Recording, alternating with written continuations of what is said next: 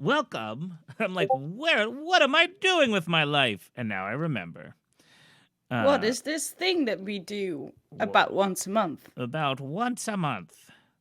Sometimes twice. What is happening? Yes, we are. Yes.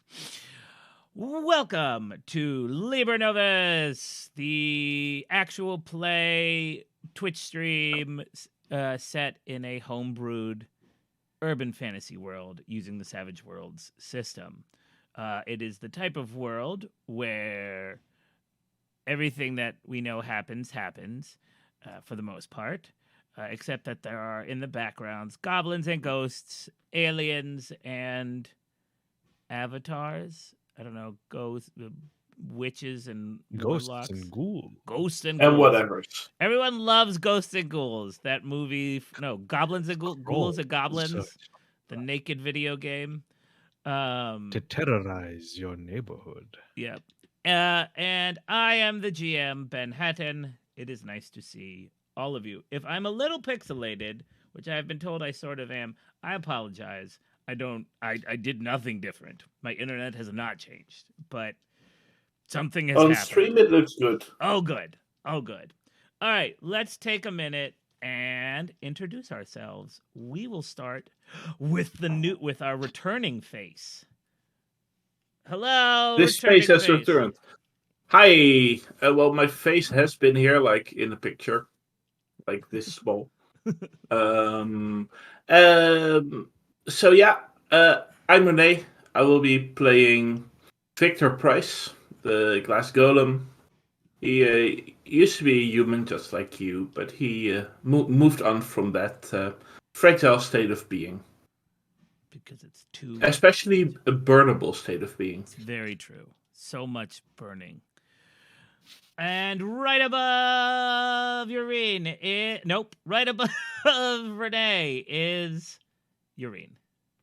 Hey everyone, my name is Jorien Hattink. I will be playing Tuskin the Bruised today. He's a good demon boy who goes by all pronouns because pronouns are a weird human construct. He looks like a weird combination of constantly bruised skin, just permanently bruised skin, as well as horns on the side of his head. And he loves to go to the gym, so he is swole. Yeah, and big boy. And you have a slightly new look, if you remember from last time.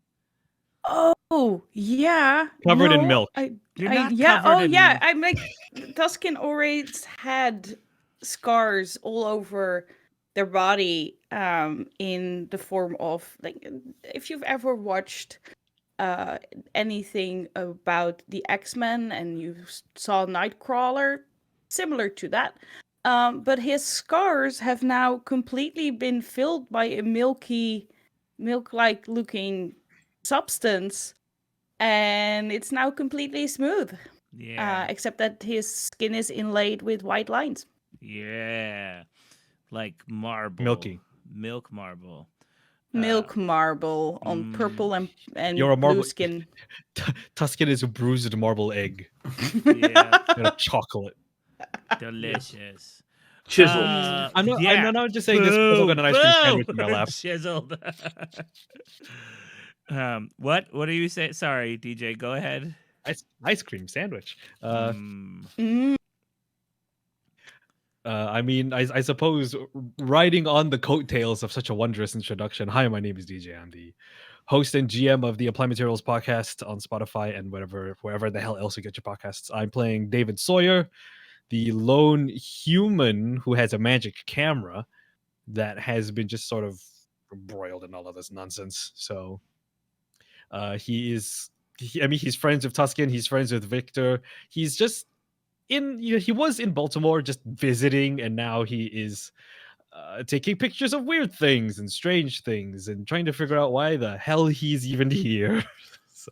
Very true. Well, the reason the hell you're here is because, if we remember, you all work for the 1001, which is a semi-organized group of people who there are 1,000 of one of you who work for the mysterious leader Morrison Lemire, and with the tasked job of keeping stories going, protecting the stories, etc. And he hires specialists or people who are good at one or two particular things, and sends them off as they are tasked with it, as those tasks come up. You all were tasked with looking into the murder, the disappearance and subsequent reappearance and then death of one Bucky Snuffles, a 3-foot tall, intelligent otter in your town. Wait, I didn't. Yeah, go ahead. I mean, I thought you said. Did you say Bucky Snuffles or Fluffy Snuffles? Bucky. I said Bucky, Bucky Snuffles. I had it right. Okay, no, yeah, no. My ears are lying to me. Please continue. Don't mind me. Well, yes, he's 3 feet. Yeah, he was like a tiny man. He lived his life. Maybe 3.5 or 4, but certainly not. One of the pieces of background of lore here is the way to think about it is there are animals who get spontaneous intelligence or powers or whatever, and every generation afterwards, their offspring get bigger and bigger and more human-like. So to actually make it to 3 feet, 4 feet with like opposable thumbs and whatnot means that your family has been around for a while with cognizance. So the Snuffles were big in Baltimore, which is a weird phrase to say if I'm going to be honest. But where did that take you? Tell me about what happened last time.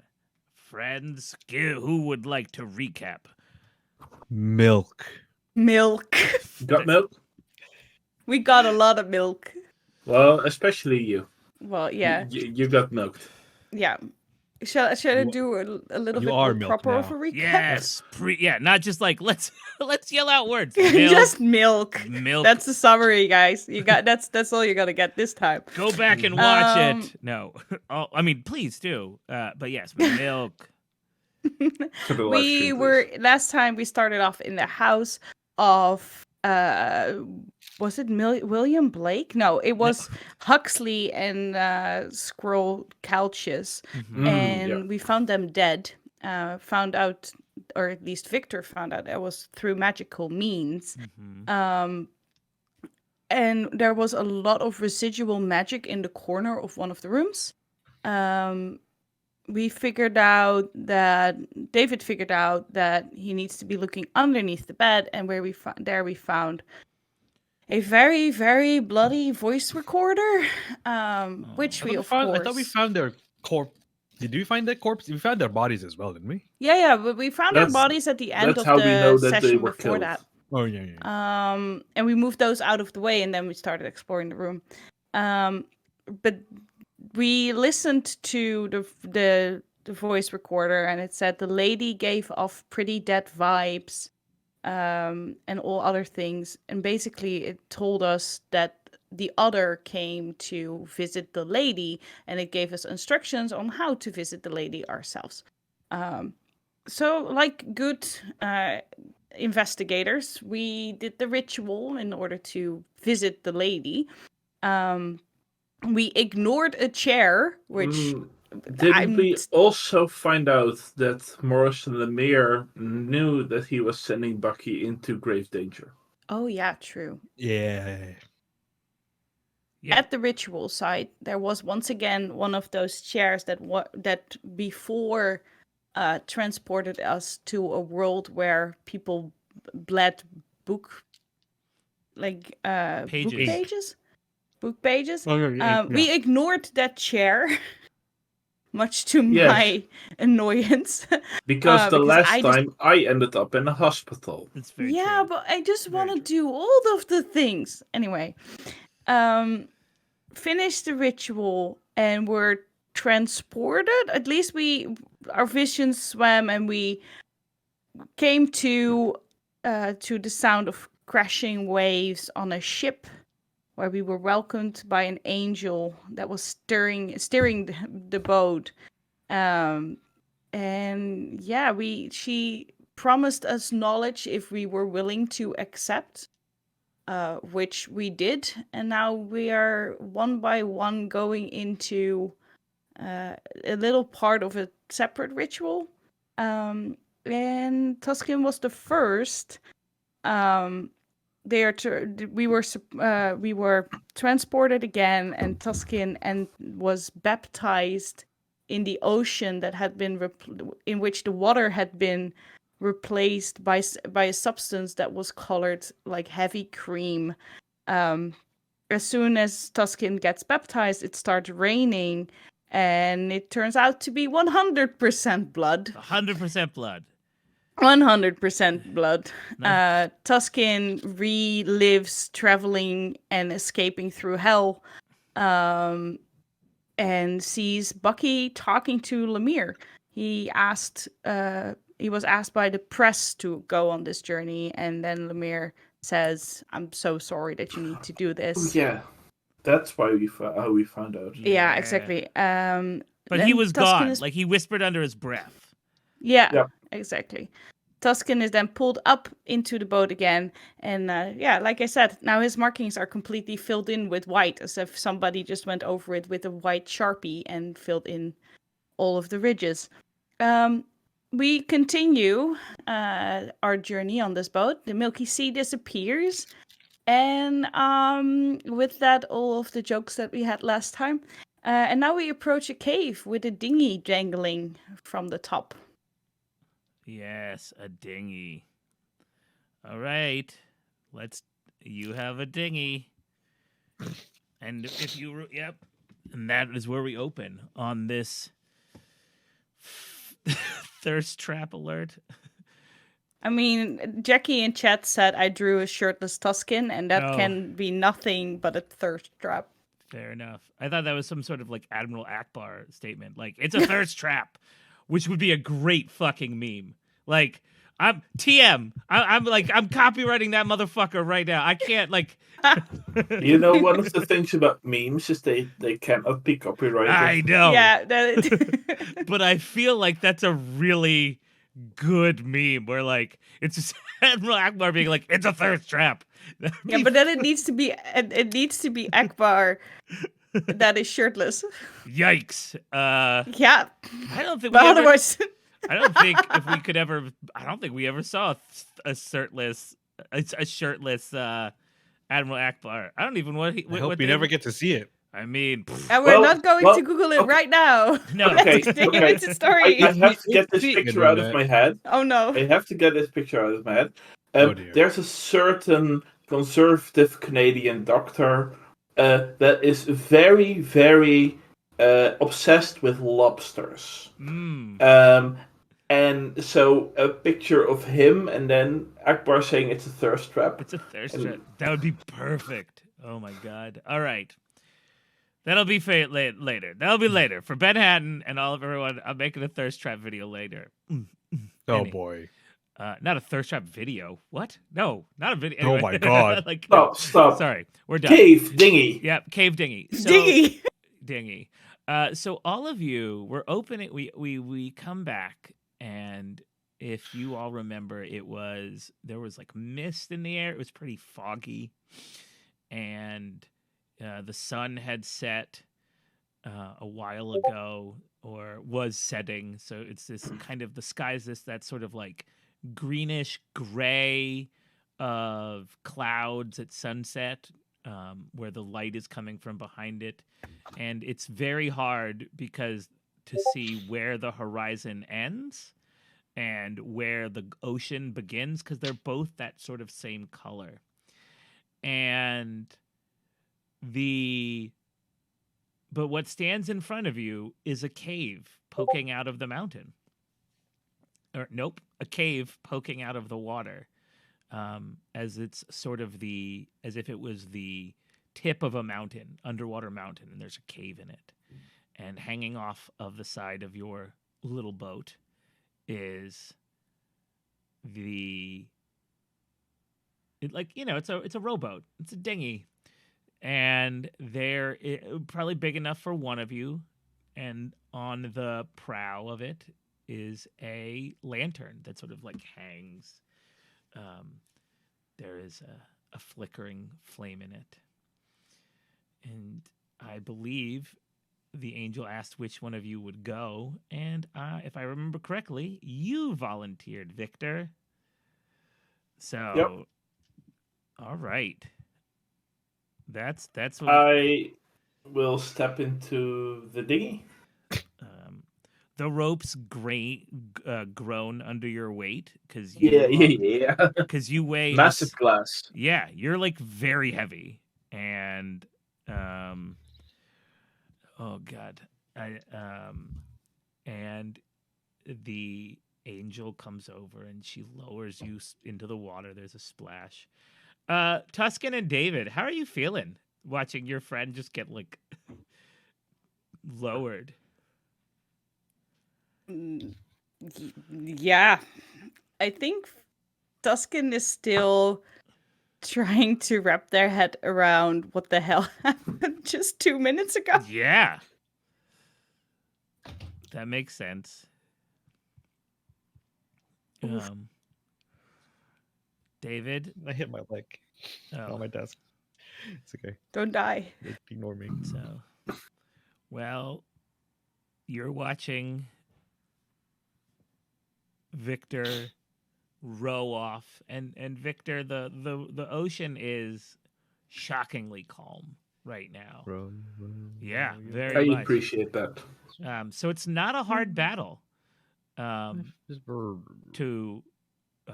do it. Why don't you make me a notice check? No pluses, no minuses, just to see if you like realize something. Dice.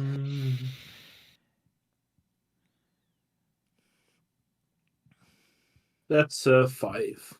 Okay, great. A 5, perfect. So as you're approaching this cave, something strikes you, and it's that the blackness of the cave, the pure darkness of the cave, suggests a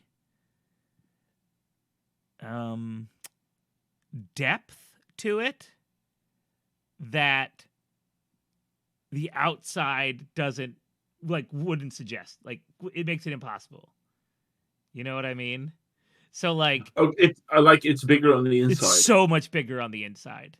There is this feeling, this darkness, right? Because the light from the outside is obscuring it, but this is only the tip of a mountain, and you're not talking like a huge, right? So the mountain this cave seems to go. It should just be a short. You should be seeing the wall as you're or coming out the other side, or as your lantern is going in, but you don't. Okay, it's much more of a tunnel. Then it says, but I assume you continue to go, and as you are rowing and rowing,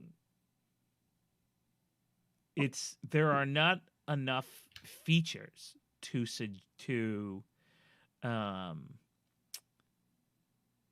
suggest that there is time passing, like that idea that when you're falling through an endless pit and it's pure black, how do you know if you're actually falling? I'm curious. Mm-hmm. Like, I'm rowing, and I'm guessing that by the time I entered the cave, the sound echoed off the walls. Yeah, a bit. Yeah. And does that change over time? No, not at all. So it's for all my senses, it appears to be the same cave, except that it doesn't seem to end where it should. Right, and in fact, the only thing that suggests that you are moving away is the fact that the opening that you came into is getting smaller. Yeah. And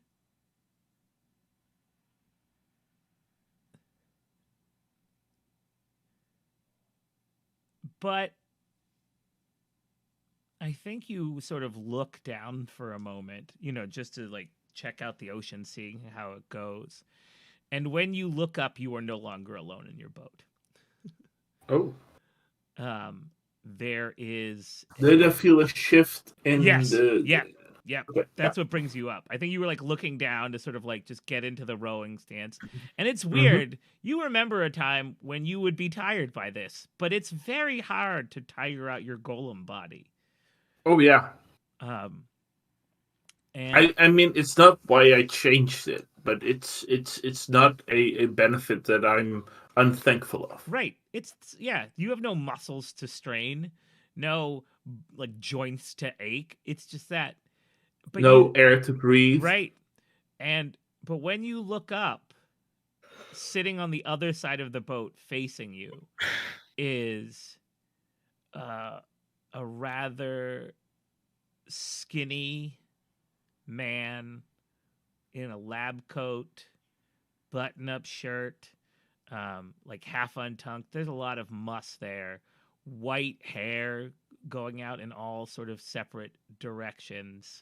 Do I recognize it? Yes. And in fact, nothing surprises you more than the sort of burned countenance of your former body.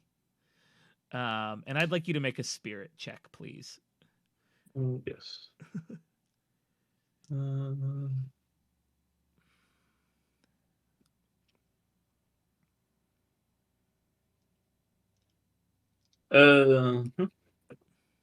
That's a 9. Damn. Okay. Well, so yeah, you keep blowing up. You are looking at yourself before your change. You are looking at the burned hands and the scarred side of one face. You are looking at just how are you feeling viewing yourself? Well, the funny thing is, in my new body, I'm as bad as raising my eyebrows as in my old body because they were burned off. And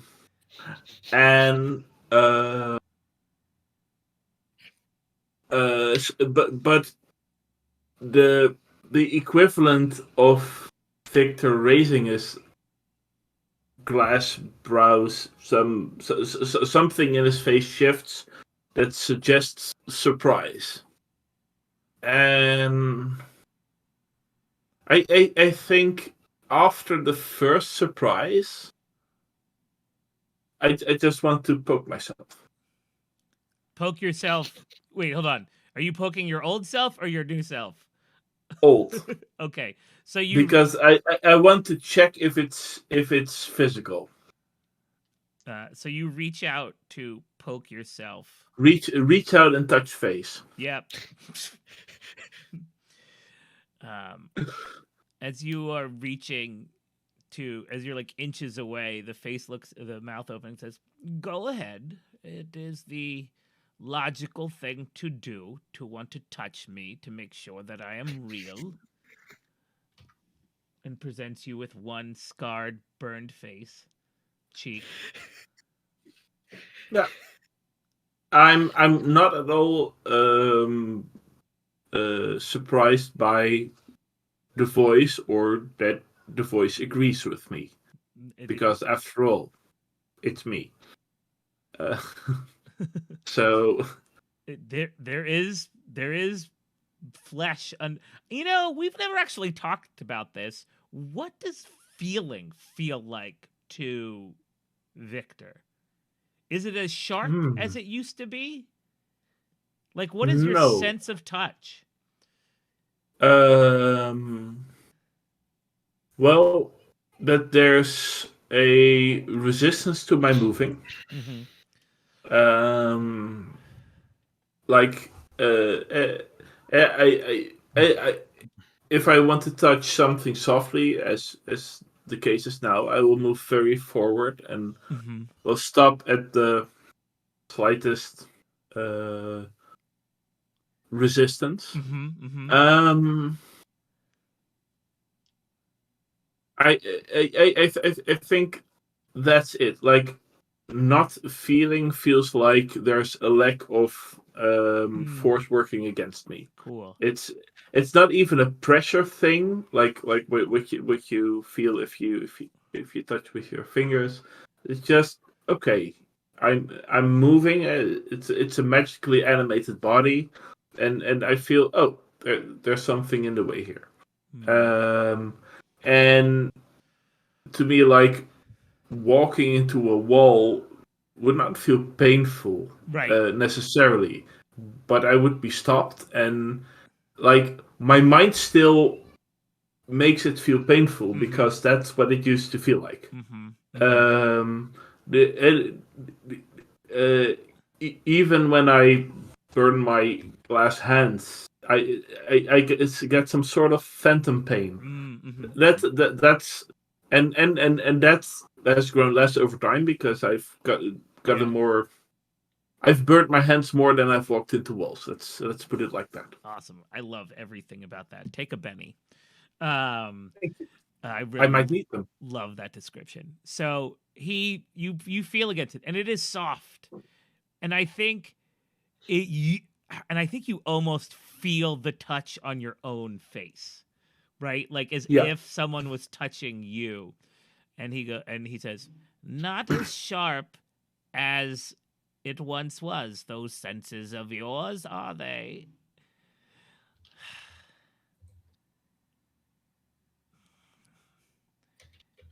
It was an Yes, go ahead. but then again, and I like trace his arm through the fingers, and not in any way romantic or whatever, just in a and now we move, and I point at his very much burnt hands. Yes, but like that's not that much of a difference now, is it? And he looks down and at his hand at his and what you know are these just like burnt, almost like senseless fingers. Sorry, I also just got distracted. My beautiful nail color. Paley did my nails. As and he goes, very true. And they're a little gnarled. Like you remember losing your like manual dexterity after everything. Yeah. He goes, not quite what they once were. But hey, science got done. But at what cost? Science was always done.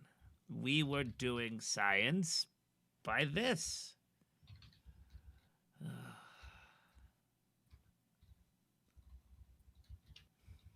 I have no regrets.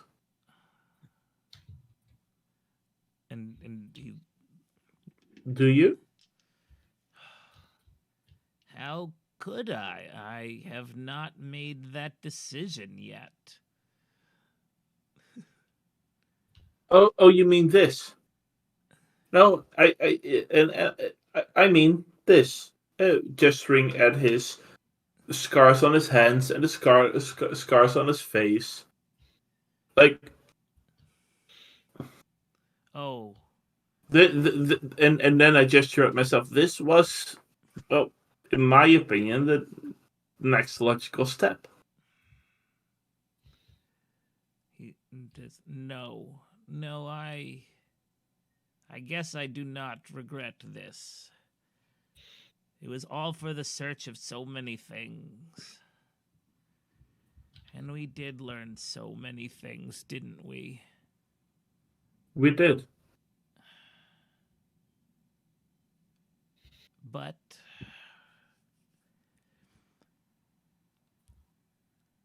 and he says, I do miss. And in your brain, give me a childhood memory that you had like years and years and years ago when you were a little kid about something that was like just pure beautiful sensation. A birthday, a field, like something.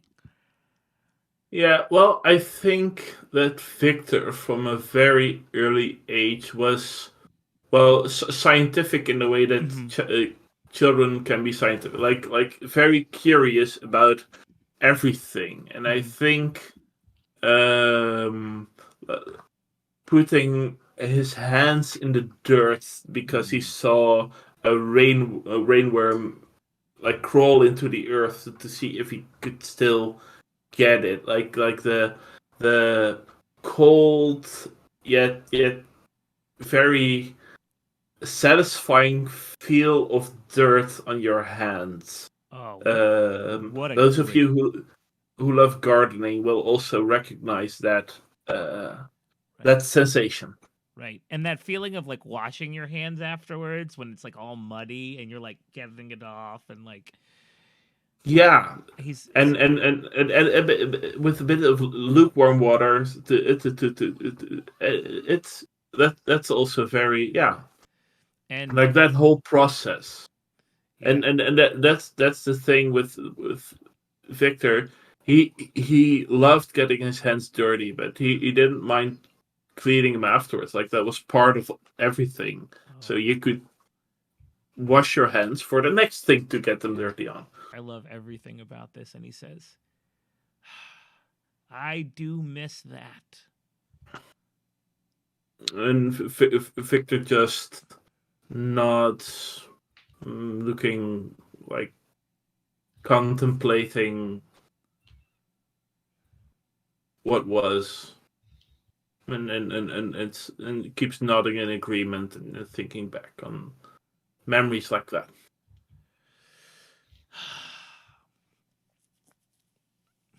When will be enough?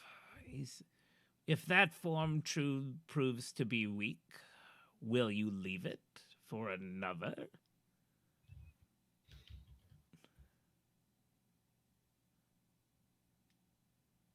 I might.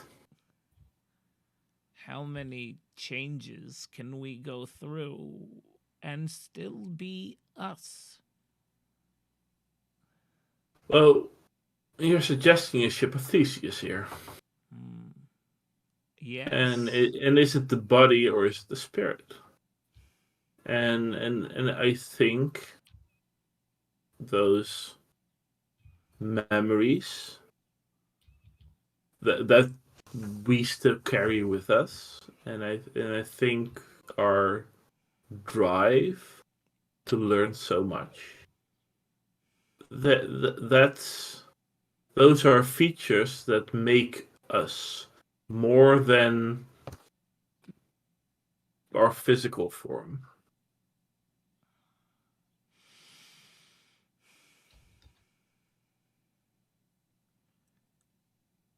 Oh. I do miss. No, he says. That's not what he says. He looks at you and says, always the pragmatist. We made those decisions. But as we roll through this dark life, not knowing the end or the beginning, it is important that you realize not to take the everyday for granted. Remember the dirt under your fingers. And involuntarily,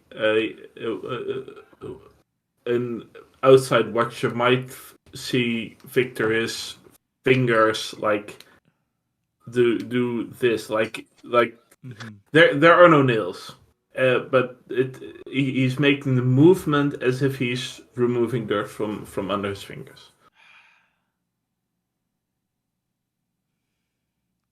It cannot just always be about the end. Because as you can see, there may never be one, as he gestures around.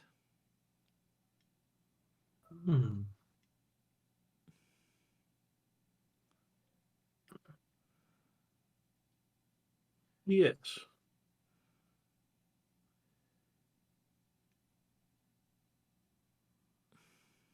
I feel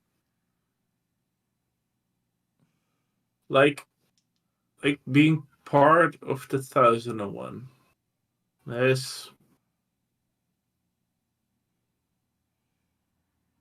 helped me in that regard. I still forget it lots of times, but at least there's others.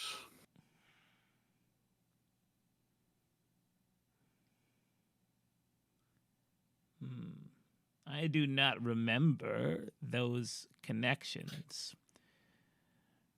But perhaps... No. Oh, go ahead. No, yeah, that makes sense. Sorry about that. You're not here yet, and I just read myself. Less body, but more soul. Interesting. Well, technically, from a mass point of view, there's also more body. Ha ha ha. Well, out you go. And he flips the boat over. Can I get a vigor roll? Yes. Let's see, yeah. I'll spend a penny on that. Cool. That's 9. God damn. Just blowing up. So you don't fight it. And you are not fatigued, despite my best efforts. No. And you sink lower and lower into the water, and because you know that like you are not going to be able to keep yourself afloat. You don't have that. Nope. So I think at some point you just like let yourself sink deeper and deeper. And then you find yourself on a sunny day. Myself, as in the way I am now, the way I was, or are there still 2 of us? Just one of you. He did not. He flipped the boat over, but he did not come down with you. Yeah. And so you find yourself, your glass self, standing on a sunny day. There is cheering everywhere. There are just rows and lines of people. But you're not close to this parade. That's what it looks like. It looks like a parade. Instead, you're standing behind a man in a gray suit. He's wearing a fedora. Of course he is. There is and he's kneeling down. He's on a slight incline. There's like a bunch of bushes.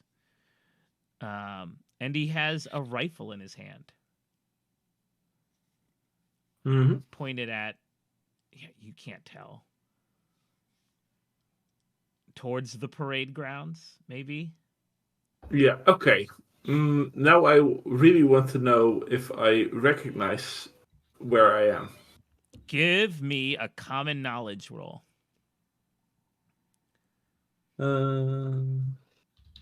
Yes.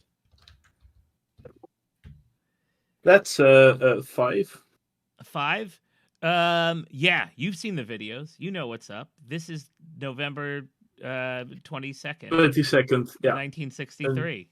Yeah. And that parade that's coming around the corner, that is JFK. Mm-hmm. And you are on the infamous grassy knoll. Mm-hmm. Are you going to do anything? Do I have the feeling as if I'm actually there? Like if stuff I do can make a difference? You feel ghosty, but you don't know. Like you feel solid, but you still feel like you're the pressure of water all over your body. Like you're in the Okay, liquid. yeah.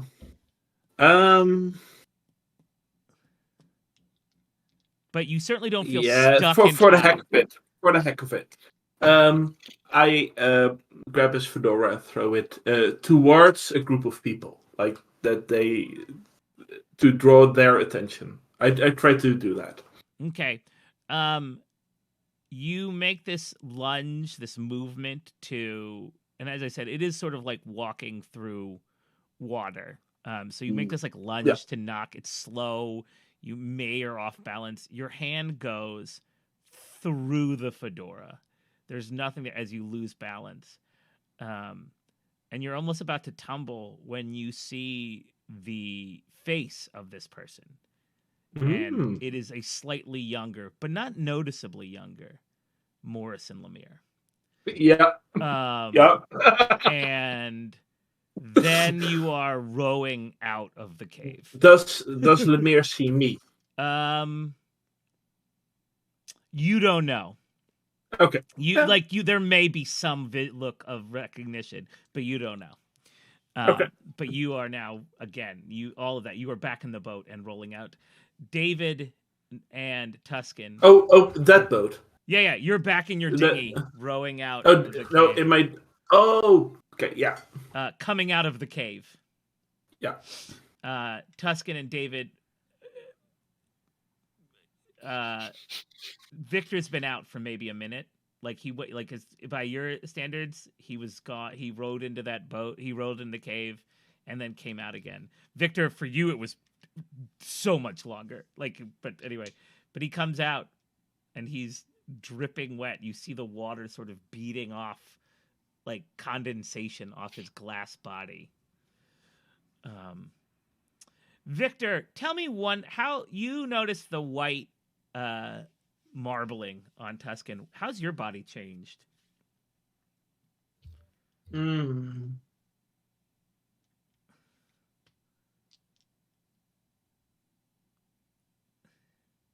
I feel like that it's not always visible, but there's a pool of water that's inside of Victor, and it makes him express emotions in a different way. If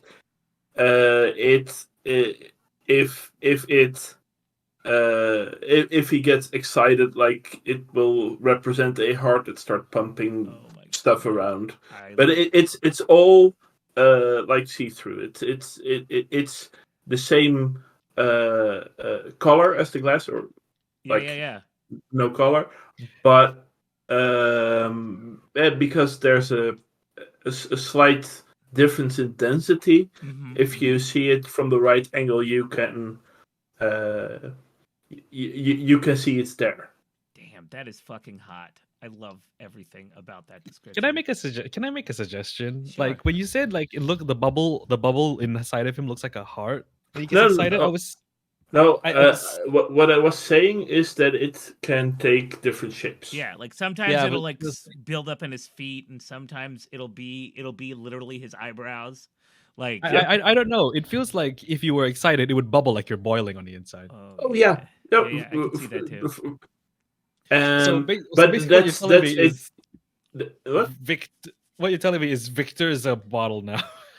He's one of those liquid core dice. Yep. I can only imagine it with a little bit of glitter and in depending there. I'm on very the sort of sorry in there. I know excitement, that's not what you described. the excitement from a new scientific discovery will be the bubbling, the boiling inside. Love it. Yeah, I totally agree with you. By the way, Jackie, Renee does deserve a Benny for that as well. Damn, 2 Bennies seen.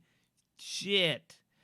Yeah, but I already spent one of them. Yeah, no, that's true. What you're now telling me is Victor is water cool. No, but I could just see this is gonna be so great. I'm gonna the discussion. Well, if Victor ever cracks, we will have so much water damage. Yeah, I mean, it's like water bed bursting.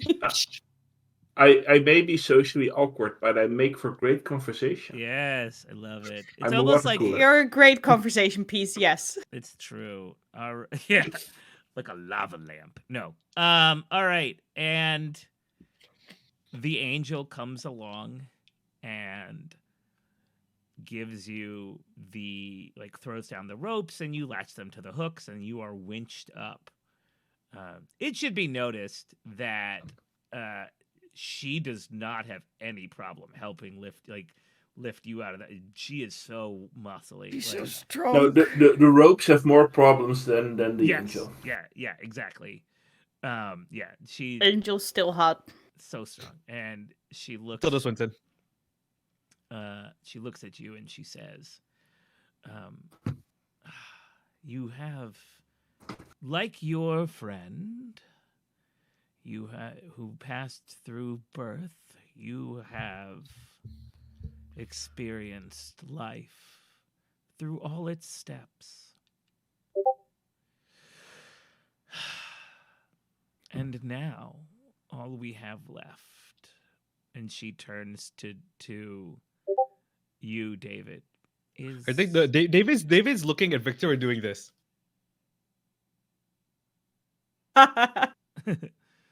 is death. Because David can probably see like the little bubbles inside. Yeah. It's like, oh, that's new. Like, Yeah. And Victor, like, hold on. I don't actually stop you if you continue, but I gesture you to not do it. yeah, I mean, David stops. And he's like, you gotta ask, bro. Don't put that shit on the Vine. Because in my world, Vine is still a thing. No. God. It is not. Vine did the thing that TikTok Yeah. actually did. So instead of TikTok, we have Vine. Yep, exactly right. But it's the same mechanics as TikTok. Honestly, Vine is better. Vine was better, so much better. No. Anyway, I just like the phrase "doing Hot it for takes. the Vine" way better. Sorry. And she goes back to the helm.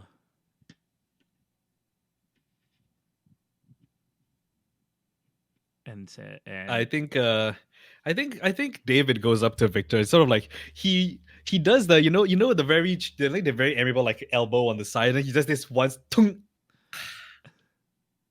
and he goes, what, like, so did that cave thing show you anything, like? You were Anything in there special? so short. Fast. You're already back? Yeah, it was like less than a minute, man. Did not feel like that.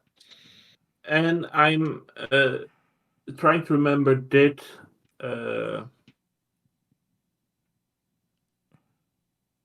Tuscan say anything about what they saw? I don't think so. I think I think so. I don't think they think were so, no. catatonic. Yeah. Oh yeah. Now, I saw some strange things, and some things I thought I would never see. I'm not yet sure if they're the truth, but from a vision I had, it looked like Lemire was the Kennedy assassin. I mean, I also had a vision about Lemire, but it was it was just a talk with Bucky and like saying that he kind of knew what he was getting him into and that it was the press sending him, but never openly declaring to Bucky like, I'm sorry that I'm getting you into this. Are all of these visions about Lemire? Well, I mean, I also I'm not sure if it was a vision. It didn't feel like it. Like I actually felt it. Like I was talking to my old self, like before I looked like this. That also felt like a vision, but and I poke a. Was it a sailing boat? It was like a no, it was like a small boat. It was like a Okay, yeah. it was like So a rowboat. A rowboat. no, sorry. The boat that we are on now with the angel. Oh, it's got like 2 masts. It's like a Yeah. I don't So know, like a schooner. I A skip. poke a mast. I poke a mast and say, well, like I could touch it, like I can touch this myself. Easy. Mm, For myself. I don't think weird. Tuscan is willing to disclose about being literally in hell. Too traumatizing. Hmm.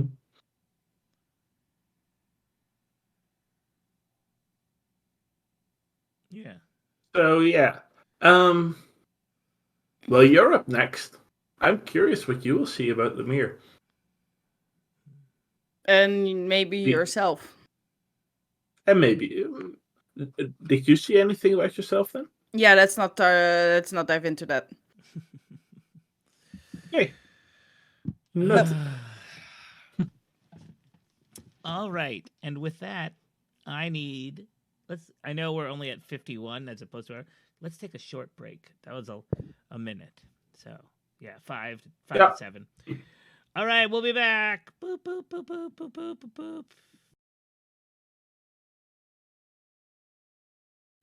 All right, and now I am back. Hello, viewers. Bum, bum, bum. All right, we're back. We're back from our break. And we have one more stop, in theory. Who knows? On our way. And so it, before it was sun. Now it is, as you sail on, it is nighttime on this ocean, and the mist and clouds have gone, and you are sailing under a starry sky, and it's just the moon hangs above your head, and it is the fullest, brightest, closest moon that you've ever seen in your life.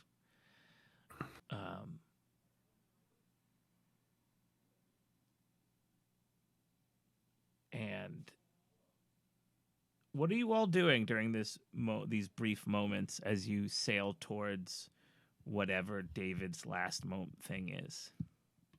Last moments? Yep, during David's last moments. Spoilers. No. I think that Victor will actually like try to examine his new water features. Mm-hmm. Like the bubbling, what kinds of things he can do consciously. It's interesting. Oh, go ahead. So basically, he will be playing with his new toy, which is inside of him. Yeah. No, that makes sense. Mm, Sorry. mhm. You can make it like pool in your extremities. You feel that? Yeah. It's not wholly uncomfortable. But I will say that it is that you can, and I don't know a better way to put it. You can feel it slide around inside of you. Like I can't like pins and needles, but also you never get that like feeling of energy under your skin, and you're just like, oh, I just hit my mic. So like you go like, right? You do that thing that like that's kind of what it feels like. But you can turn it gaseous. You can feel that, like cloudy yourself up. Yeah, you certainly. It's again. I don't mechanically. There's nothing there, but like you certainly can feel it. You can make Cool. it. Yeah, that's a thing. Tuscan, how you feeling? Tuscan is feeling normal, I think. Yeah. Like nothing. It is weird that his skin now, or their skin now looks different, but they don't actively feel different. But I do think that they are tracing with their finger, the markings, trying to shake the feeling of being chased, trying to come to grips with this part of their history that they didn't remember before and now have active memories of. Because that's one of the things that Tuskin lost during escape of hell, was the memory of how bad hell actually was. Right. But now it's there in your brain. Now it's there, yeah. Yeah. Is there maybe some form of paper or something around? If you ask the angel, she will give you parchment. Yeah. Okay. So he will ask her, like, do you have some notebook or something? Notebook, no, but and it's like, it's not like one of these where she's like, haha, like, and it makes it appear. She just like pulls, and there was a pull above, and she pulls it down. I have this, and she gives you like a roll of parchment, and you'll need something to write with, and now you have a quill and inkwell. So there's a roll of parchment in his one hand, and then a quill and ink in the other, which is a lot. And he just takes to the front of the ship and sits down. And I think Tuskin is going to take up a new hobby called journaling. He's just going to write all of the things. He's not a great writer, so it's just diary. Yeah. but it's very matter of factly because he's not a poetic writer or anything. Sure.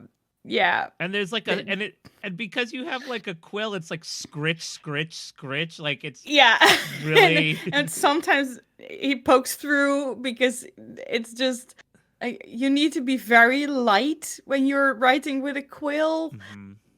It's a little bit messy as well because ink. I can now see like a sequel to this game set 200 years later, where people follow the diary of Tuskin. Yes. I feel like Tuskins Dear diary, are today sucked. also one of those people who, when they write, they stick out their tongue. Like like one of these people. Like, yeah, very much focused and in their own world, and it's like trying really hard and then looking up into the sky and then closing their eyes because they're trying to bring the image back and describe it, and then immediately back down to the parchment and scribble. It feels like Tuskin, if he were writing this on a computer, he would be the kind of typer that does this. Yeah, like a hunt and pecker. Yeah. Yeah, if he types something like a message on his phone, it's also just a phone in one hand and then typing with one. Yes, exactly. You also have a giant ass finger, so typing on like. He also has a giant ass phone. I don't know if you know the Samsung Note. That's basically the phone that he has because it kind of looks normal. Yeah. It's like half a tablet to your ear. Yeah, I feel like that's right. I hate it. I'm reminded of a acquaintance of ours, Kees. Yeah. Versendal. He has like shovels for hands. Oh my god. And he used to have a phone like this just because that was normal typing for him. Yeah, whereas I always need to ask if they also have a small, like the smallest model, because my hands are too small. Oh, to like do the phone comfortably? Yeah, I can't. That was a whole deal. Yeah, but. Anyway. So I think you can take a Benny for the description of how Tuskin is writing. I liked that. I also feel like Tuskin may have been in therapy internally just to get to a point where they could safely move through the world in the beginning, and that their psychologist tried to get them to journal Mm. for the freaking longest time. So there is now a voice somewhere in the back of Tuscan's head being like, I'm so proud of you. Yep. Love You're that. finally putting your feelings on paper. Love it. Love it. To which Tuscan replies, "Shut up! I'm trying to think." Yeah, exactly. Well, since you're there since you're both distracted, David, you are the person who notices it first. There is a shoreline coming towards you very, very quickly. And I think David is gonna reach for an imaginary bell and go clang clang land ahoy and expect an answer from an imaginary crew of which there is none. no, but you And then do, he'll look around He's and just go, chanting in himself. but Tuscan and David, you do hear you do hear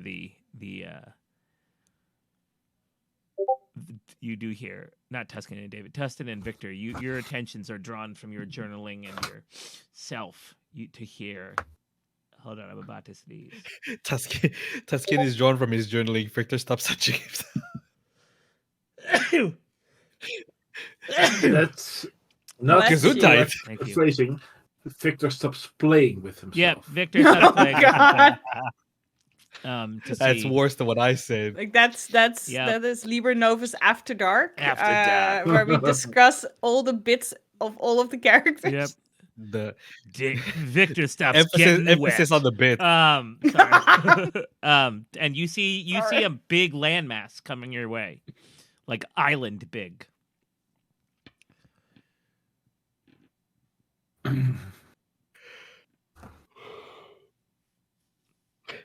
Looks interesting. What's on the island? Is it You bright can't- enough that you- I can see? Nope. You can just give me a notice roll. I'll have you know that notice is one of my good skills. Yep. No dump stat. That's 5. awesome, Victor or Renee. I love it. Yeah, basically, get ready. 5. 5. With a 5, no, not really. You can see there's definitely a beach. It is not. You can't tell if it's rocky or sandy at this point, but you. You can see that it goes on for quite a while in both directions.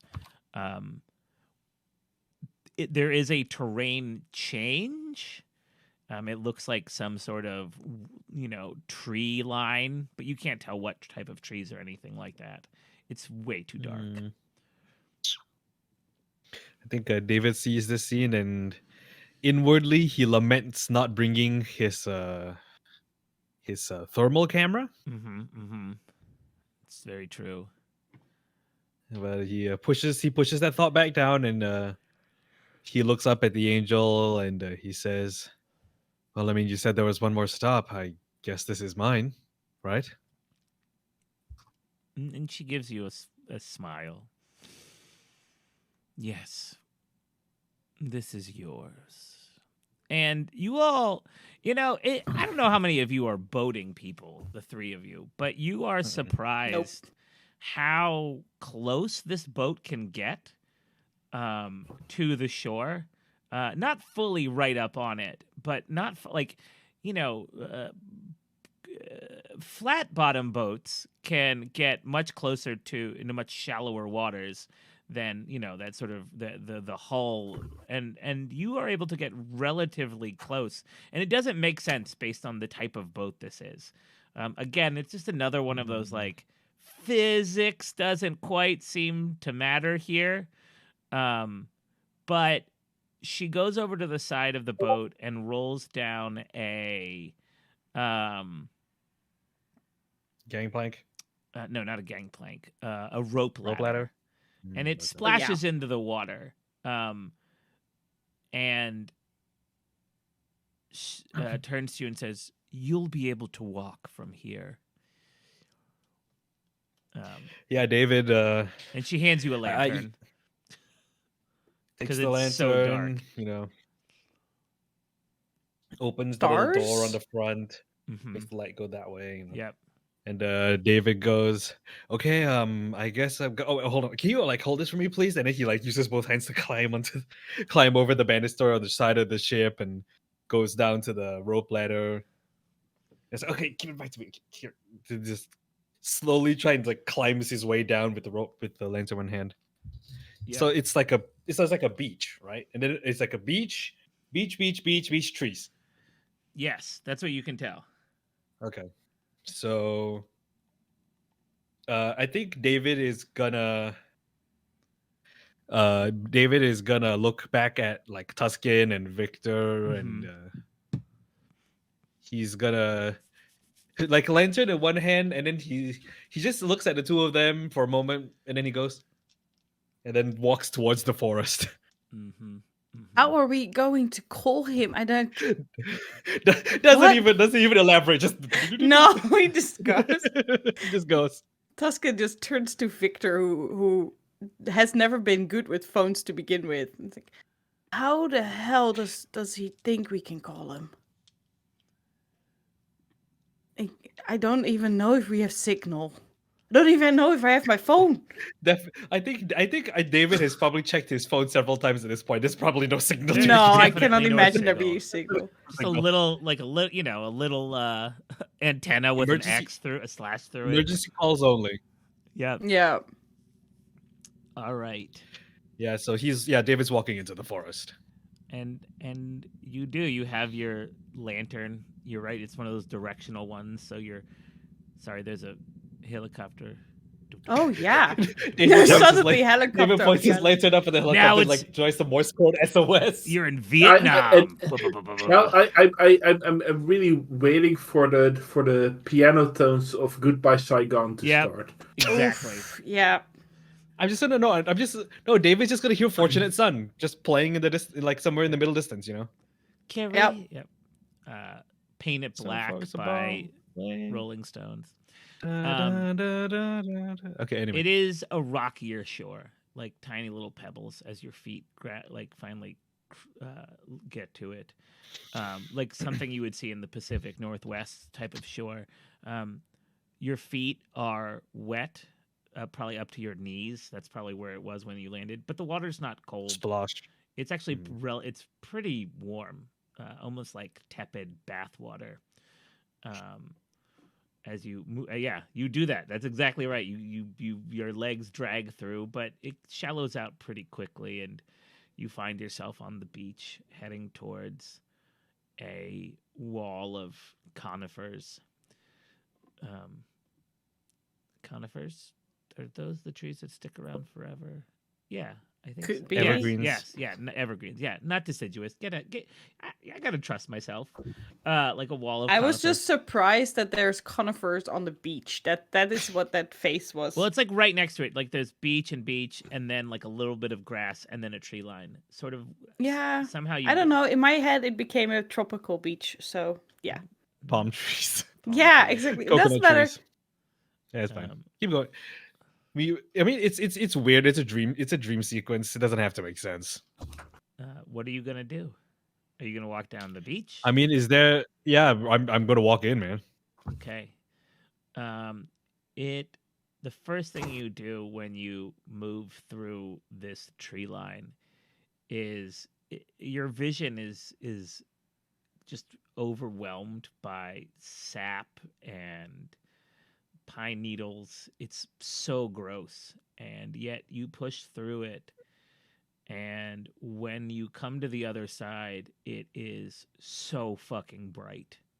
It is bright and cloudless and dry and hot, and your feet crunch on not gravel or dirt, but the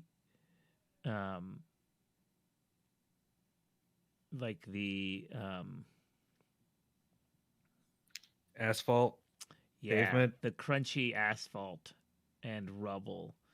And I need you to make a spirit roll at -2 as you find yourself in Mogadishu. Oh, you fucker. I knew this was coming. I knew this was coming from a mile away, and I'm still not prepared for it. Spirit, right? Yep. 7. 7 and -2. That's a 5. Good job. 5. You make it through. You no longer, by the way, have a uh, lantern in your hand.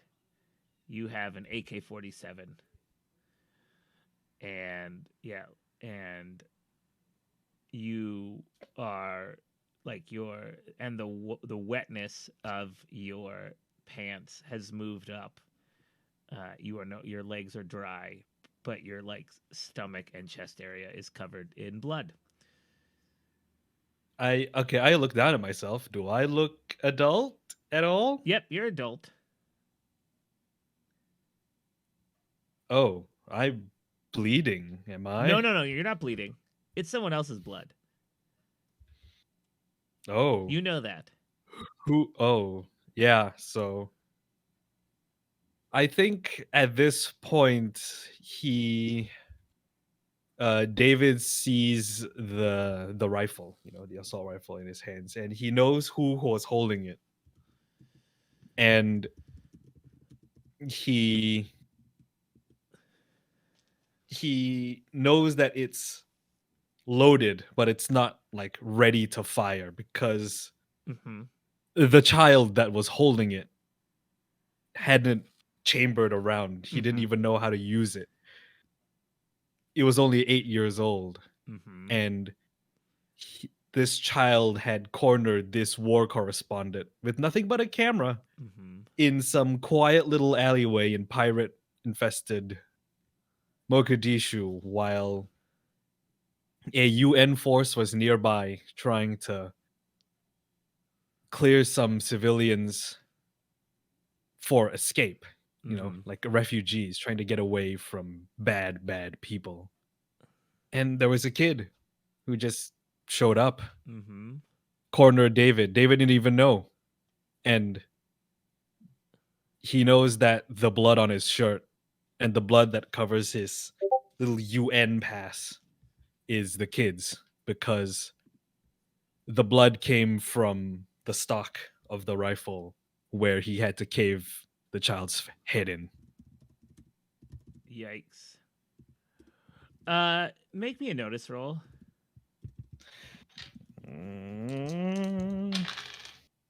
4. 4. Is me noticing? Yeah, 4. Awesome. You notice. You hear the chamber of a gun being, you know. The Yep. And I need you to, and you turn around, or what do? It's behind you.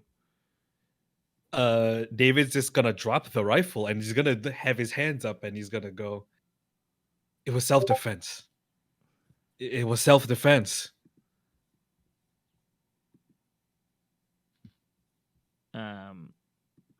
You turn around, and it's you, younger you, holding a gun at you.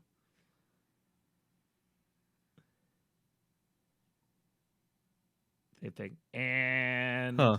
you look ready to, and then you hear another clacking, and another you comes from around the corner, and they are also you, and they also have a gun, and they are also pointing it at you.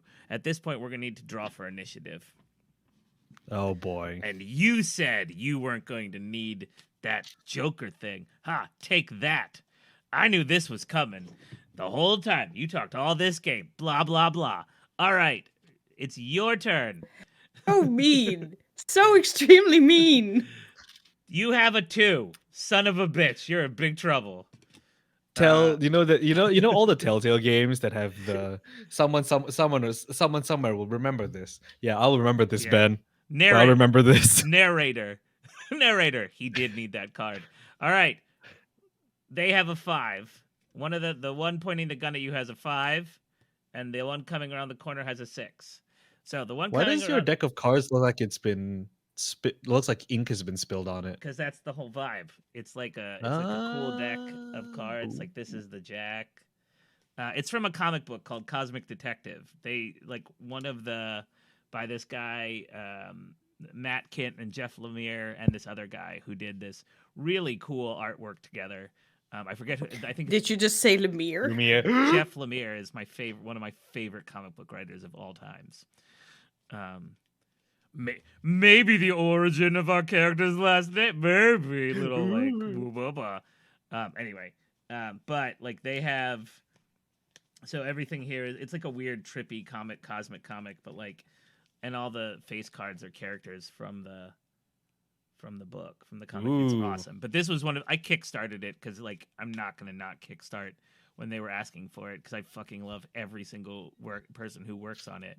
And one of their bonuses was stretch goals was if you did enough, they would give you a deck of playing cards. And I was like, I'm just starting Savage Worlds. I'll do this. Yeah. Anyway. How appropriate. How appropriate. And when it came, I was like, oh, this is the only deck of cards I'm ever going to use to draw for initiative. All right. You need to what is your oh wait, this doesn't matter because I got to roll to shoot you. What's your do you have a shoot skill?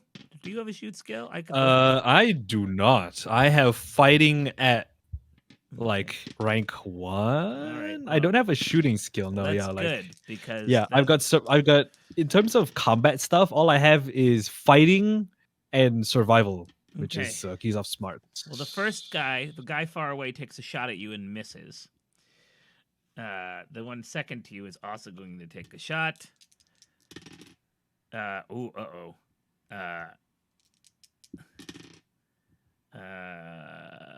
Yikes. Okay. What's your toughness? Where is it? 5. A 5? Okay. All right. So a bullet strikes you. However, since I only rolled a 7, you're only shaken. Which means you don't take a wound. So here's how it works. So I rolled well enough. When you're using a ranged weapon, all you have to do is roll a 4. That includes and that is including your wild die.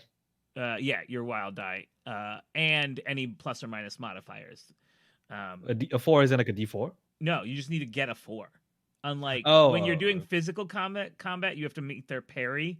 When you're doing ranged combat, you just have to beat a 4. However, there are more plus and minuses or more modifiers when it comes to range attack, or such as how far you are, visibility, etc. So you just have to make a 4 on whatever your shooting die or wild die is. The first guy missed you. The second guy hit you because you don't actually have a shooting skill. They roll a d6 and a d4 minus 2, which is what untrained is. But both of their dice exploded the first time, so they hit you. And then I rolled damage, and I have to beat your toughness by 4 to cause a wound. I didn't beat your toughness by 4. So you are left shaken, which means all you can do when you are shaken is make free actions. Unless you can spend a Benny to unshake every time. Or to unshake, you can make a vigor roll. And if you beat a vigor roll, then you are unshaken. Or you can spend a Benny to automatically unshake. But it is your turn now. I'm going to try and make that vigor roll to... You've been struck but not wounded. I think the bullet whizzes by your head. Whoop. So I'm going to try and unshake myself with vigor. Okay. Oh, those both exploded. You need to beat a 4. 7. Okay, so you are free to do stuff. You dropped your gun. This is current me. This is current David is well inured to gunshots. Yep. So he's gonna go for the gun of the him that is closest to him. Okay. And you have they have the gun out like that, right? With the barrel. Yeah. Everything. And David's gonna try and just sort of grab the barrel and move it away from him with one or both hands. Like all right. Just like this, and then Like, yeah. disarm them. All right, I think that's Trying to disarm them, yeah, okay. basically. I think that is I gotta look up the book because I don't actually. I think there's a rule for disarming. I just don't know it. I don't. I'm sorry, man. No worries. This is good for me to do because I don't know this. It'd be great if I could spell the word disarm. You're searching the text. Control F. So this is a fighting at -4 Oh, Jesus, fuck. Okay. because you're making a hand attack.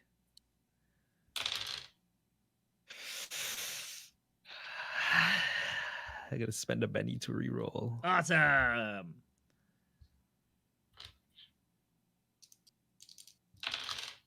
Ooh, wait. That's not any better. Whatever, thematically appropriate. I rolled my highest roll is a 4, but because it's a -4, that's a 0. It's a 0. So yeah, you wind up. So it's like I go for the gun, but I'm too. David is. This is old, also old David. Yeah, All the Davids in front. This is the younger Davids are the ones holding him at gunpoint. Yeah. Yep. You wind up struggling with them, right? Grappling with this gun. You make the lunge, but it is sloppy, and the two of you wind up just struggling together. All right. And then you hear the crunch of footsteps as another David comes at you from behind. All right, let's draw. Let's see what you get. You got an ace. Hey, good job. The one you're fighting with gets a 7. The one that's getting ready, that shot you from afar, gets a 6. And the new David gets a 10. So you get to go first. What are you going to do? I think that David is going to try and oh god. It's a bit weird to describe. So he's currently what can I use as an example rifle? Okay. I'll just use this clothes hanger. So like he's like tussling with the fucking rifle, right, from the other guy. And so what he's gonna try and do is he's gonna try and grab the dude in front of him and spin him around. So to use him like a human puppet or a shield. And with the rifle in his young clone's hand, he's gonna put his right hand on top of the right hand and finger on the trigger and bang and like make ready to try and shoot back. Okay. Using his younger self as a human shield and as a weapon. Okay, so you're trying to grapple a character. That is.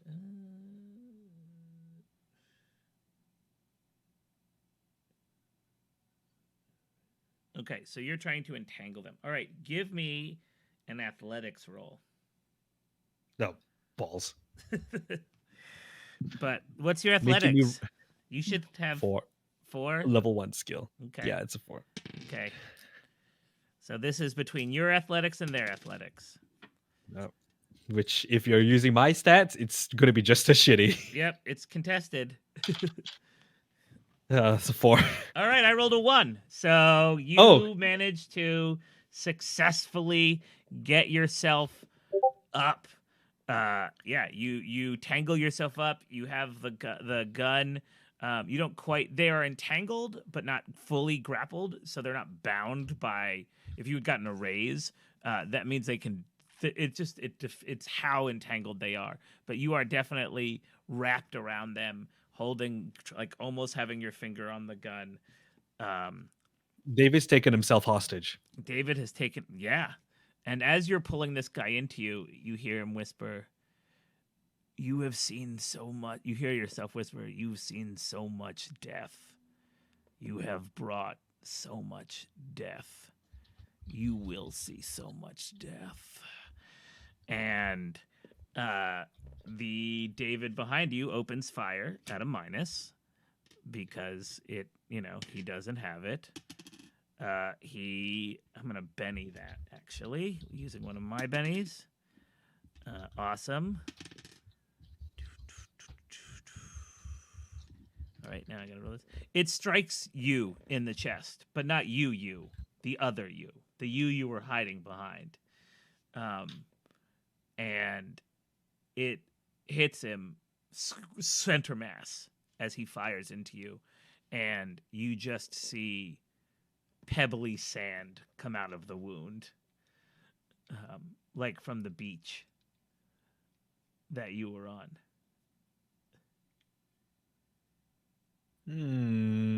So that's one David gone. The other David who is behind you, is going to make a shot. As he yells, "Accept the death that we are bringing you."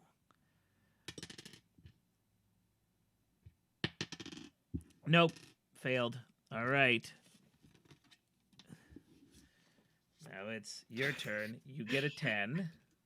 This is what Ben. Unfortunately, this is what happens when you try to invoke the death motif on someone who's shit at fighting. Yep. No, that's all right. And then there's a king. That's the one farthest from you, and then the 4. All right. And you hear all around you more crunching as more and more feet are coming your way. But the one who what's your fighting, by the way? You said a D8? My fighting is D4. It's not right. Jesus Christ. Yeah, I told you I'm shit at fighting. It's going to come run all right, well, he's going to shoot. The one that was coming around, this first one you saw, or he's going to charge you. So he's going to use his full move and then roll to attack at a -2. Yep, and he swings and he misses. And now it's your turn. He just tried to hit you with the rifle. Okay, so David is still holding the corpse of the David Mhm. in front of him, right? Sagging, heavy. Yeah. So what sort of role would it be to take the corpse, have David take the corpse and shove it at the David in front of him to make it stumble? I guess that would be like a fighting. No, it'd be like that's fine because you're trying to fight it, sure. But you're not trying to hurt it. You're just trying to make it stumble. Go away. Yeah. Yeah. And I'm using another David to do it. Yeah. So athletics. Yeah, give me an athletics. It's more of an athletics roll than a fighting roll because you're not trying to bring pain. My horrible athletics. It's a 3. 3. It's too stumbly. It just sort of falls between the two of you. Shit at fighting. Spraying with sand and whatnot. I feel it feels like David tries to huck the corpse at the other David, younger David that's coming towards him, but because this dead younger David is bleeding sand, it kind of feels like a gun, like you're throwing a punching bag. Yeah, I'm throwing a rapidly deflating punching bag full of beans, and it's just sagging everywhere, deflates like a balloon, just everywhere, you know. And there is a lot of sand, it is pooling around your feet, your feet, and you hear the one closer to you now is, "Accept the death we bring. Accept the death we bring." Okay. And whose turn is it now? It's the farther one who is moving, or is going to aim. That's what he's going to do. He's aiming now, so at least I can do that. Now, your turn. Ace. 7 for the one closest to you. 9 for the one further away. And then there's another one even farther away. You see in the distance another one. But he's going to spend his whole turn moving. All right, your turn. So many Davids. You have one directly in front of you telling you to accept the death they're going to bring. Too many Davids. Spoiled the... Yep. Why do you fight us? It says, why do you fight us?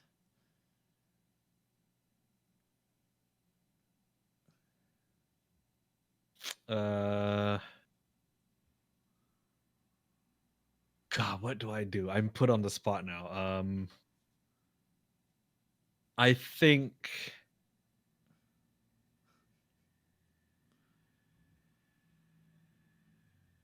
David is going to.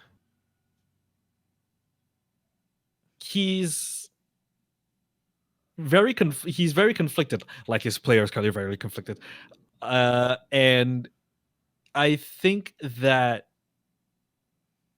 he he hears the question that is being posed to him.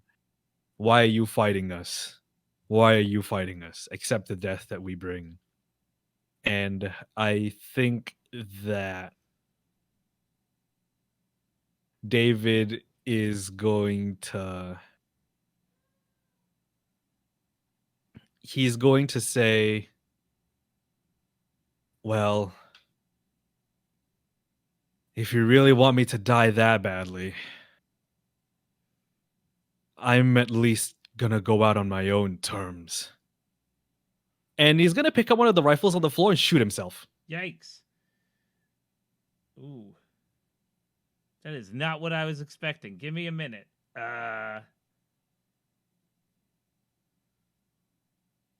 Sand explodes around you. And finds you just everywhere. And you find yourself. It's in your eyes. It's in your mouth. It was almost like instead of you, when you pulled the trigger, instead of a bullet, like you like put a leaf blower on full blast and it was full of sand, just like a confetti cannon. His mouth is going when you like you put a leaf blower to your mouth. Like, and what ends up happening is actually it's more. It feels like he would have done like. I can't show this because this is on Twitch. Yeah. He puts the barrel in his mouth and he pulls the trigger. You know. Yeah. But instead of blood like bursting from the back of his head, it's like a flower made of sand. Fair enough. Yep. And you find yourself now. It's a smoky back parlor room, and there are 8 people standing there.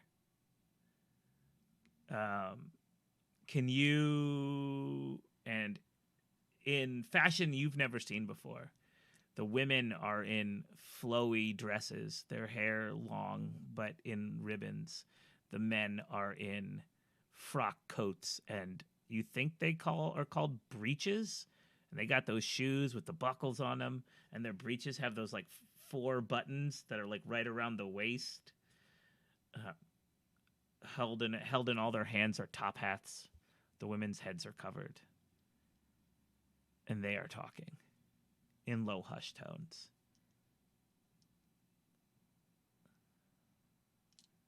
And you're looking at me, right? Nope. They're not even responding to you there.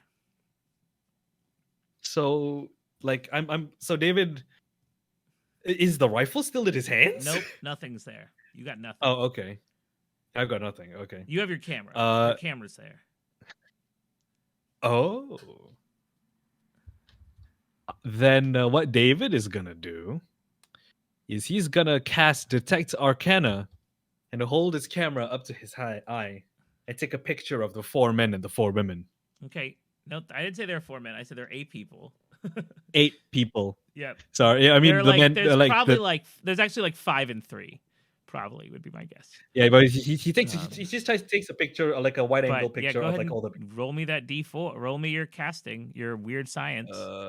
Weird science. Oh, keys off a smart. Keys off a smarts. What did you get? That is. Hold on a second. Have you even rolled it? You're muted. I'm not muted. I can't hear you. Oh wait, hold on. Nope, that's me. You're not muted. I pulled my plug out. I like leaned on my plug of my headphone and it got pulled out. Sorry. Like womp womp. I was like, I'm not muted. I haven't even rolled yet. Oh, sorry. My dice is still in my hand. Sorry, I did not hear you because I literally leaned. I like put my arm down and ripped it. It's okay. It's okay. I'm gonna Benny that. Because I really want this to succeed. That's a 5. Great. You put your eye up to the hole or to the screen you said your eye, right? Yeah. Yeah, I mean, it's, typical camera thing. Close one eye. The reflection when you take the picture, the burning light of seeing the one image of of detect arcana is like you just put your eye to one of those like 1000 lumen flashlights and turned it on. It burns. It is green. You cannot see anything. Like you bend over in pure pain. That eye is so fucked up right now. As you it is so. It's like walking outside on a bright day with your eye dilated after the thing. It's so bright you can't. And Pain and suffering. Yeah, the grit of the sand is back. Like you just. It's like someone stabbed him in the eye with a needle. Yeah. Well, I had a friend who got sunburn on his eyelid or on his eyeball, on his cornea once, because he was because he was actually looking at UV light while doing an experiment, and then he said every time he blinked, it felt like sandpaper was on his eye. That's what you're experiencing right now. Never look straight into a laser, kids. Yep. And so that's what it was there, and. The picture you have is just a flash white. It's all arcana all the time. Yeah.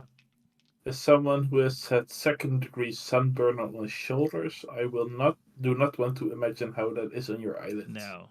Yeah, I bet it sounds terrible, right? So, but they do not notice your picture, your eye. They continue mumbling or talking softly. I think with your one eye. At some point, David's gonna be like, he's gonna basically look like this for the rest of the moment, like tears streaming down one side of his face, and he's like gonna say like something. Okay, yeah, okay, I died. So what the fuck happens now? You had my death. The fuck do you want from me? Ow. And then there's you standing next to you, the younger you.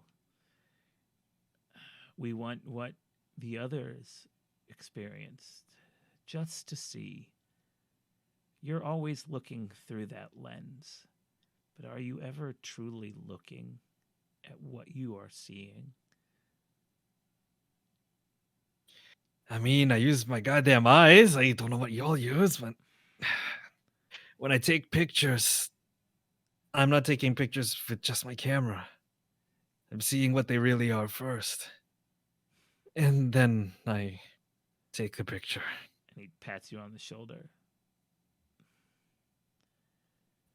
There is a naivete, even as you get older, David Sawyer.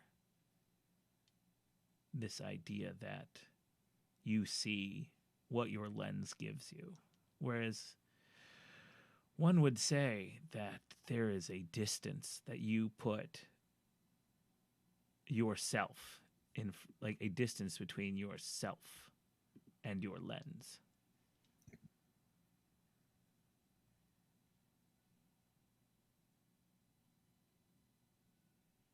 But, and he sort of grabs your face like one of these and turns it. Focus on what you are seeing.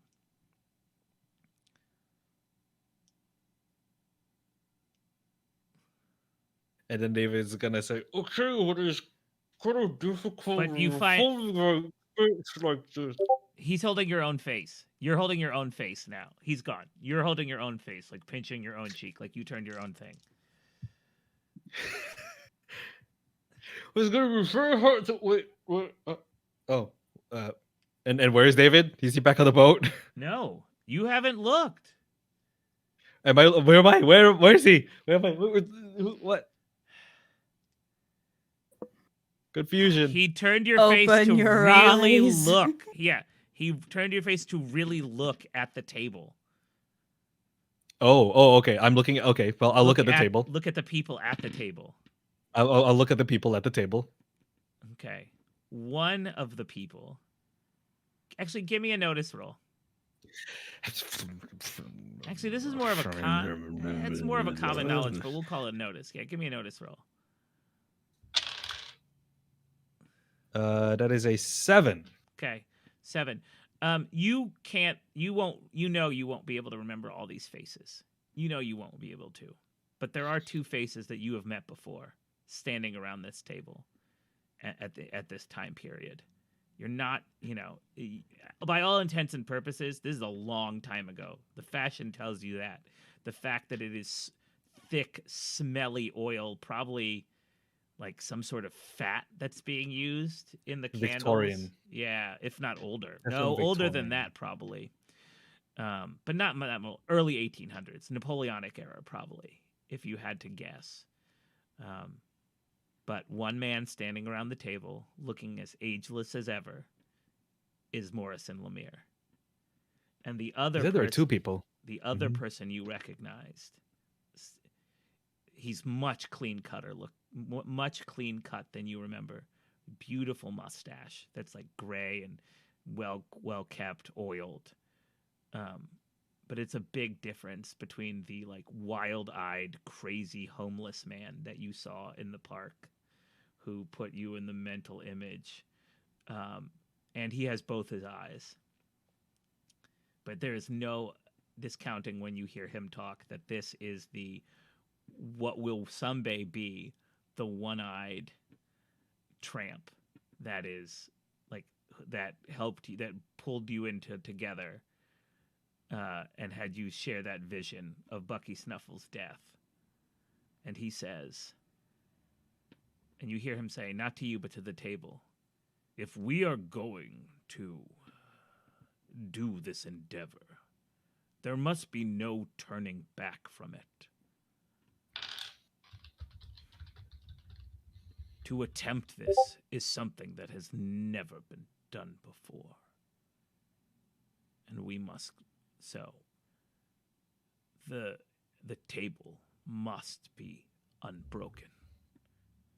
And all 9 of them put their hands out on the table. Actually, there's 9, not 8. Or 8. No, there is only 8.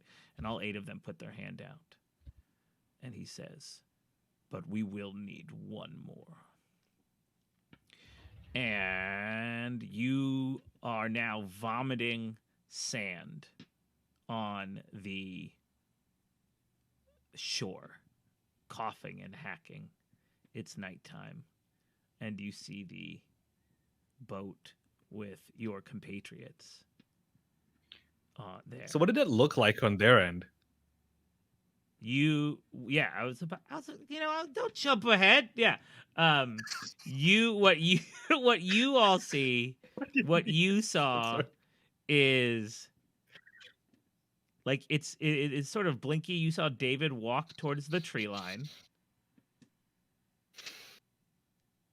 and then appear to trip, and then he was just on his hands and knees on the rocky shore, coughing and hacking, like the type of thing like you're walking towards something and then like a bug gets in your throat or something, and you like he just went over.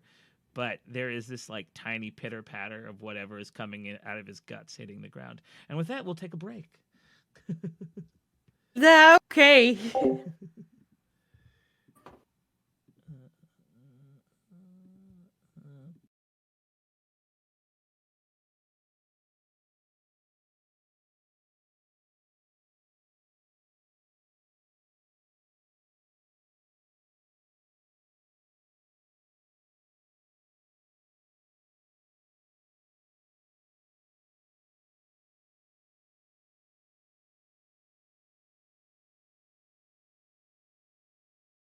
So David, you find yourself coughing on the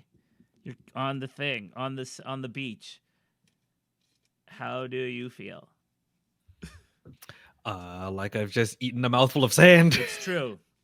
Sound and rocks. So I think the scene that Tuscan and Victor see as David is coming out of his little dream trance is like David is like face down on the beach, and he's like just fucking coughs up a cloud of sand, and then You see him like try and brush sand off of his tongue with his hands, and like his shirt like Mm-hmm. yeah. And he dusts himself off and kind of stands back up. Does he still have the lantern that the angel gave him? Yeah, that's next to you on its side, but still glowing. Yeah. Okay. He picks up the lantern, kind of closes the little door, and then he You don't need it much here. walks. That moon is so bright. Yeah, and so he said he's gonna walk back to the boat, and he's gonna just wordlessly like climb the rope ladder back up to the deck of the ship. Mm-hmm, mm-hmm. Done already? Like, he didn't even, like, disappear. It's true. Yeah, he was just on the beach, right? Yeah. Can I hear them Yeah, he say was- this? Yeah. Oh yeah, you hear them say that. Okay.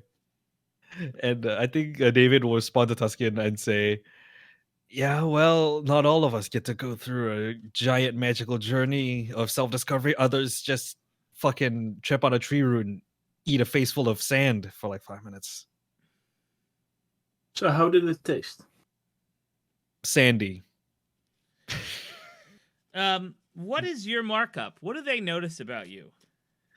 So it's not really that easy to notice in the light. Mhm. Especially since it's moonlight, and moonlight's not actually as bright as like sunlight, even though it's very bright in sunlight. But if Tuscan or Victor get close enough, they will see that David's left eye is now not an organic. It doesn't look like an organic human eye anymore. It's a camera lens. Yikes. Yeah, it looks like it's all black and shiny. And there's like the little weird like diagonal lines where you would see like a viewfinder that focuses that closes when it focuses and opens up when it goes for the wide shot. Nice. If he blinks, do we get a shudder sound? No. But it is curved. That's good. Yeah, I like that. But but it almost looks like it's behind a curved like one of those mall security cameras they're all curved, because you still have a lens. You still have the eye lens behind it. It's just there's almost like I like that a lot. I like that. His iris now looks like a camera lens, basically. Yeah, and when you blink, it goes. No, it does not. But that would be awesome. Or like your lens, like circles in, like when you used to close a camera, like zoop. Yeah, basically, yeah, that's what it does. Gross. I hate that. But I love it. I mean, I love it too, but it's so gross now. Bros. Well, yeah, It's so gross. yeah, it's bros. Bros. Yeah, bro. It's when bros do gross things. That was totally a bros move. Oh no. So, but yeah, you're all sort of clustered together, and the angel turns to you. You feel the presence of the angel as she says, "You've all experienced something. There was a cost given, and knowledge is a cost. But the most important question is, with this knowledge, what are you planning on doing?"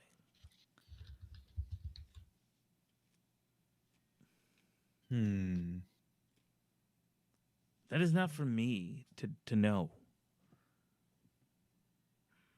But a decision will obviously need to be made.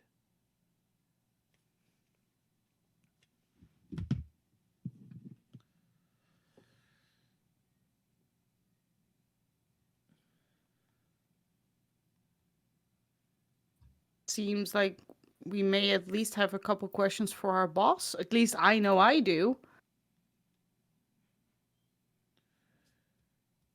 I know he only meets people once within their life, but I would really appreciate another audience.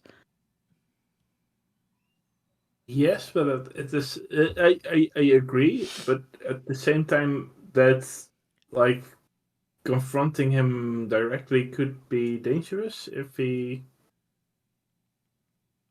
so knowledgeable, and old. Did he look young, by the way, when I saw him? Or No. way younger? Maybe a little less worn, but not younger. Yeah. I mean, it's important to understand that the whatchamacallit, the 1001 is at least 100 years old, as near as you can tell, 150 from when last you checked. And as far as you know, Morrison Lemire has always been the leader of it. Okay. And that, of course, is not too crazy for us knowing what we know about Mysteria, but still. Yeah.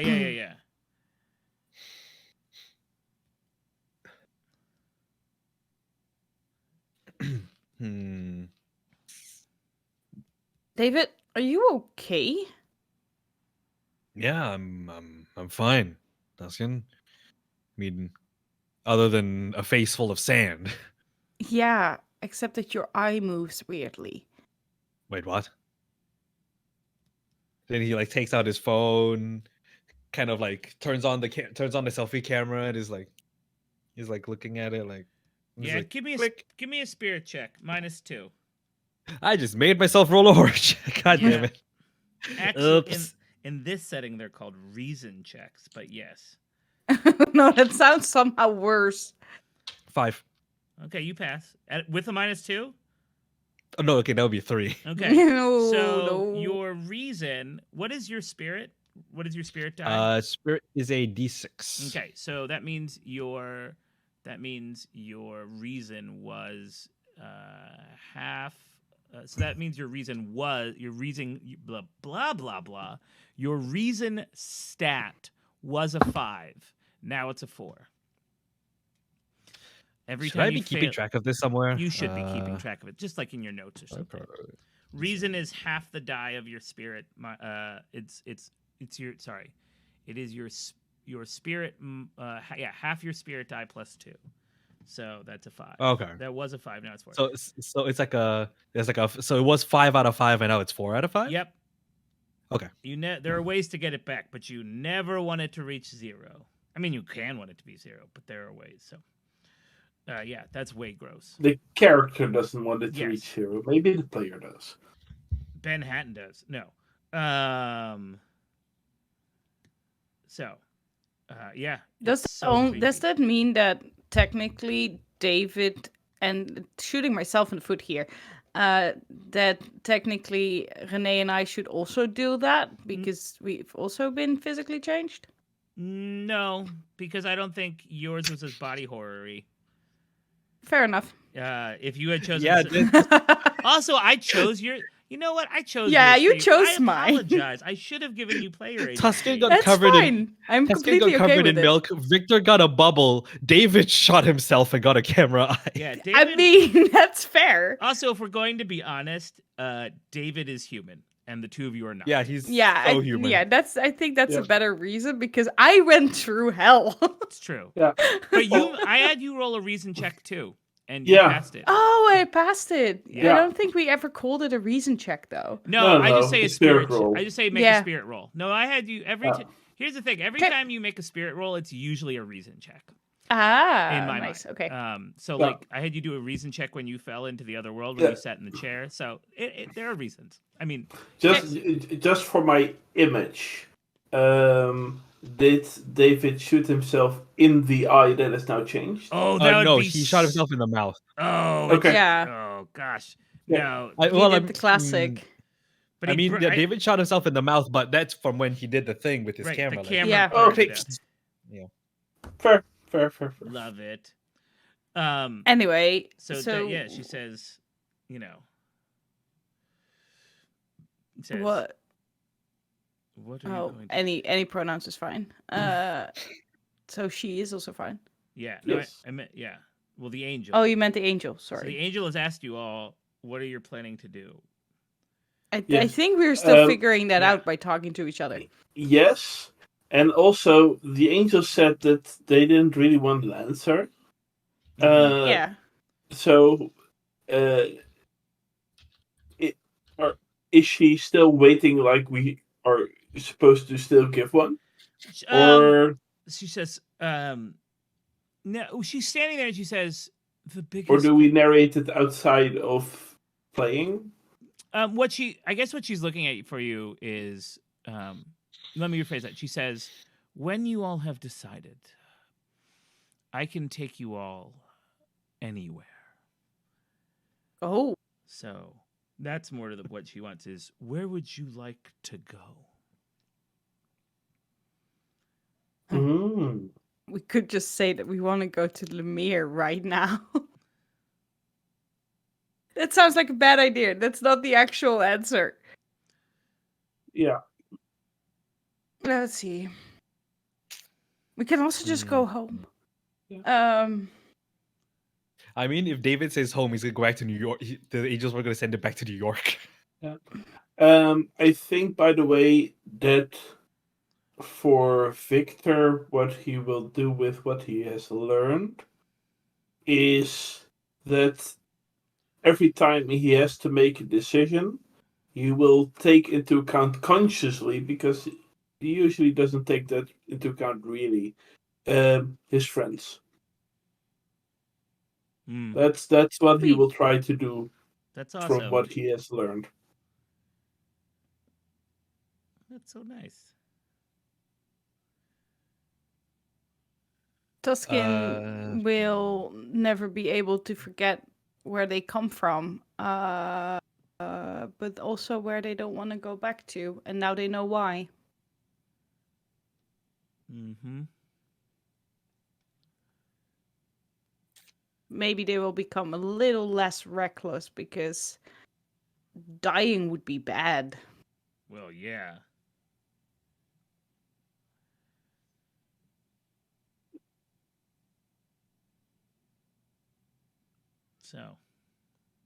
So, as for places that we still have, I just opened up my notes on the Bucky Snuffles notebook. I was just thinking Baltimore, back to Baltimore. Yeah, because we have the memorial we have had. We've the only place we haven't gone through to is the press. That's the only place we've not visited actively. So we can just go back to our safe house, check ourselves into therapy. I think some R&R at the safe house is in order. Everybody's I think so.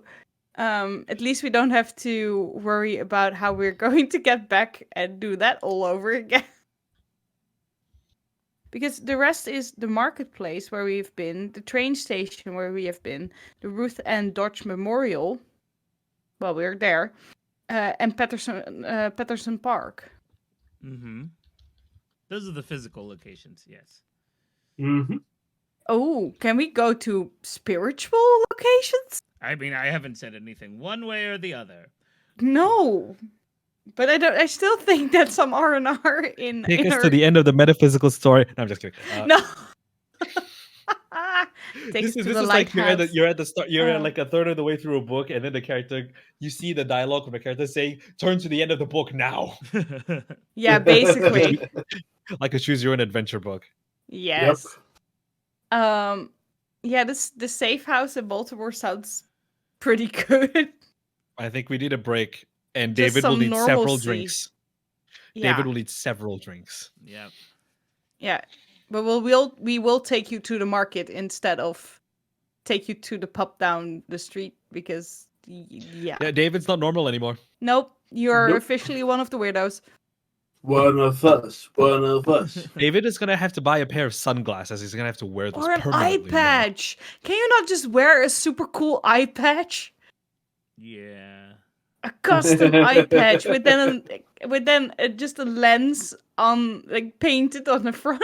So you just want David to turn into Mad Eye Moody. Yes. Correct. Well, he already was moody. Now he's got a mad eye. Yeah. Yep. No, it's on the camera eye. Anyway, I think we all agree. Is anybody going to say it to the angel as well? I'm just, yeah. Oh, but before we go, Tuskin does want to ask the angel something as well. Say, lady, if at any point we need more guidance, is there a way we can reach you again?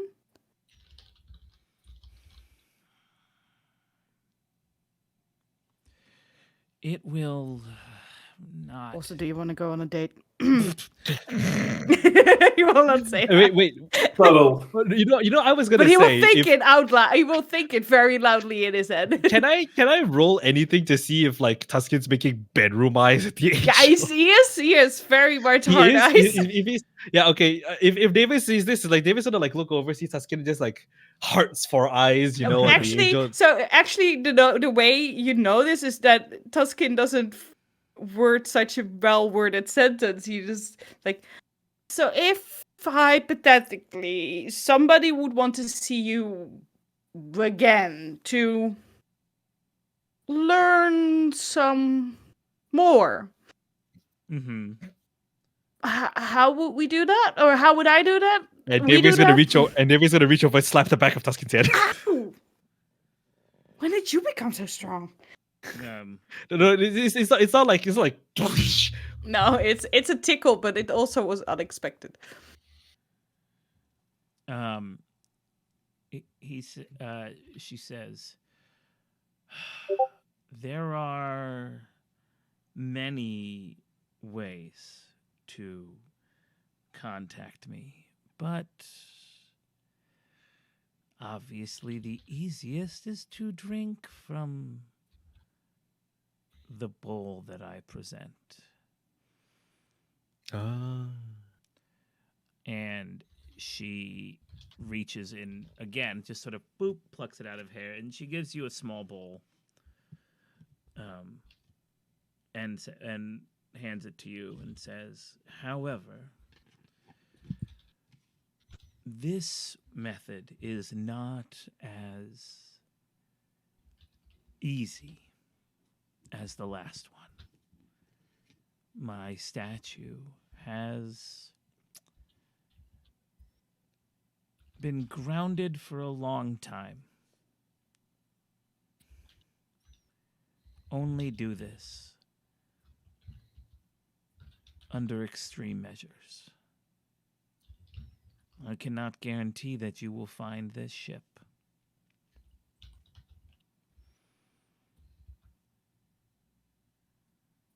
But now, let's be on our way. And the sun starts to break. There is a mist on the ocean as the heat, causes an atmospheric change. And all of your eyes get a little blurry for a minute. The smell of David's eye gets a little like he needs to wipe the lens off. Shit, the autofocus isn't working. Yeah. Hold on a second. And the feeling of the seat of the boat under your feet goes, and you find yourself, the three of you, standing out front of your house in Baltimore.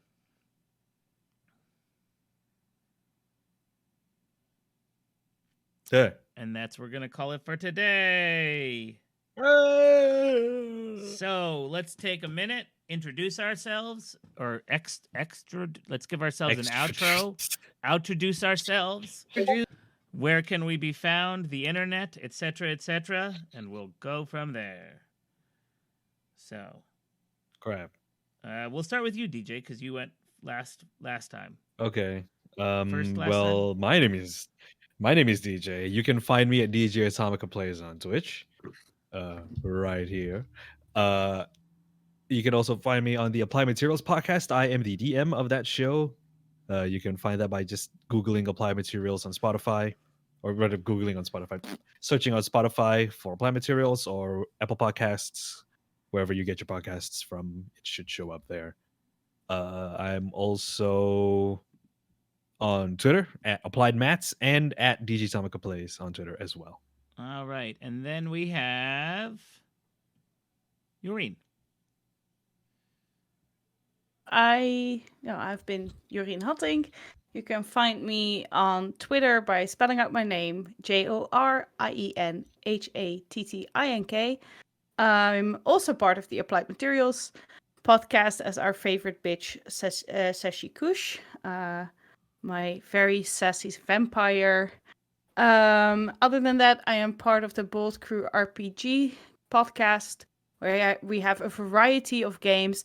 But at the moment, I'm mostly involved as Tony Technology, a cat boy in a masks game.